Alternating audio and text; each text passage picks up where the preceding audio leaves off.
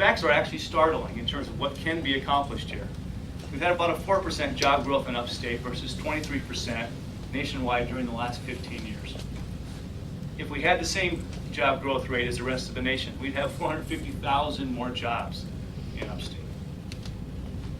33% manufacturing jobs left during this period compared to 19% for the rest of the nation. This particularly hurt the sector that MACNY represents, manufacturing.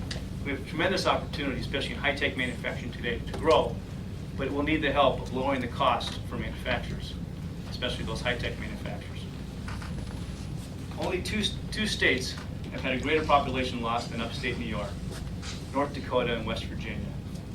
And probably the most startling component is that we've lost about 540,000 people in the age ranges from 25 to 34. And that's our future. If we continue to lose young people because we're not creating jobs that keep them here in upstate, then we will certainly lose the battle as we attempt to grow our economy. The issues that Unshackled is interested in tackling are diverse and important to growing the upstate economy. They include Medicaid reform and workers' compensation reform, something actually that Unshackled has been actively engaged in. I know our organizations have been engaged in for some time. It looks like we might actually have workers' comp reform. We don't know the details, but it does sound promising, and we should know more this week. We'd like to see a repeal or the creation of a better look at the scaffolding law.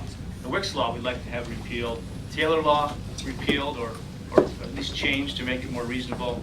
A whole group of economic development strategies. And the one that I want to talk just a few minutes about is energy. Energy costs in upstate are far too high, and throughout the state of New York are far too high. It especially hurts those industries that use energy, like industry. And I'm sure Jim Beckman will talk a little bit about energy and how important it is to his business and to so many upstate manufacturers.